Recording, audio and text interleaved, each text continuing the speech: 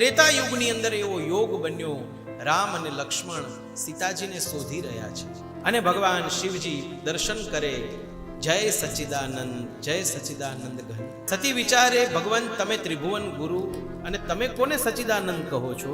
આ તો કોઈ કામી પુરુષ પોતાની પત્નીને શોધતા હોય એવું લાગે છે. અરે દેવી, તમે દર્શન કર્યા કે નહીં? પણ કોના દર્શન કરું?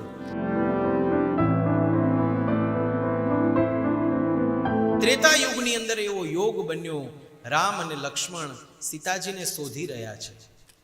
રાવણ સીતાજીનું અપહરણ કરી ગયો છે.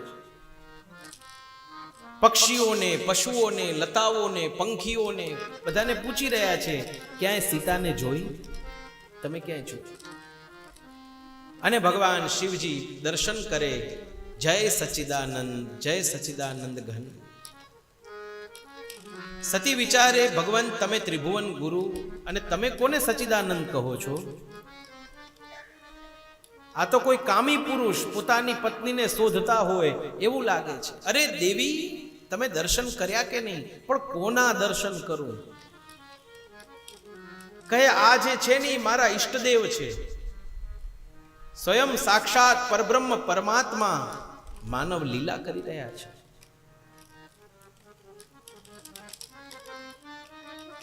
સતીએ બુદ્ધિથી પ્રમાણ માંગ્યું છે. પરબ્રહ્મ પરમાત્મા હોય તો એને ખબર ન હોય કે સીતા ક્યાં છે? શિવજીએ ઘણો સમજાવવાનો પ્રયત્ન કર્યો, પણ સતી માન્યા નથી. શિવજી કહે, જાઓ તો પરીક્ષા કરી આવો. પણ હા દેવી, વિવેક ચૂકતા નહીં, કારણ કે એ તો પરબ્રહ્મ પરમાત્મા છે.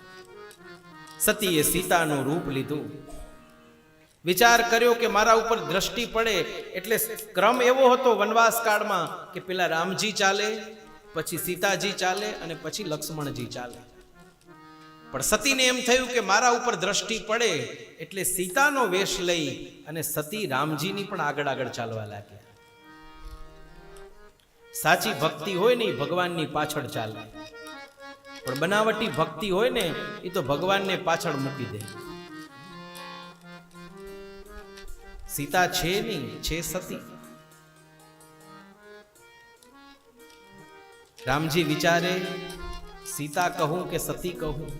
સતીજી કહું, કારણ કે છે સીતાજીના વેશમાં અને છે ઓમ સતી. મારી માં છે.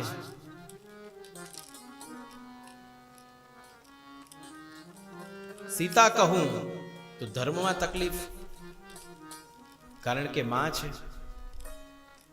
અને જો માં કહું તો દાંપત્યમાં જીવનમાં તકલીફ, કારણ કે છે સીતાના રૂપમાં. એટલે ન માં કહ્યું કે ન સીતા કહ્યું કે મારા પિતા શંકરજી ક્યાં છે? તમે એકલા વનમાં કેમ વિચરી રહ્યા છો? આટલું જ્યાં કીધું ત્યાં બધા ખુલાસા આવી ગયા. સતી પોતાના મૂળ રૂપે પ્રગટ થયા છે. તમે રૂપ કોઈ જેવું આબેહૂબ બનાવી શકો, પરંતુ એના જેવું તમને હાલતા ના આવડે. રૂપ તમે આબેહૂબ લઈ શકો. સતી પોતાના મૂળ રૂપે પ્રગટ્યા છે. આગળ જુએ તો રામ લક્ષ્મણ જાનકી, પાછળ જુએ તો રામ લક્ષ્મણ જાનકી, આજુ બાજુ બધે જુએ તો રામ લક્ષ્મણ જાનકી. આંખો બંધ કરીને બેસી ગયા છે.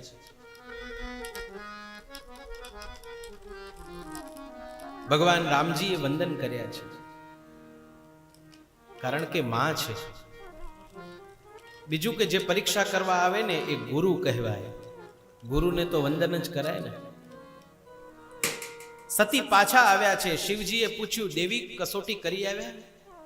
કહે, ના, હું તો તમારી જેમ દર્શન જ કરીને પાછી આવી. ખોટું બોલ્યા છે.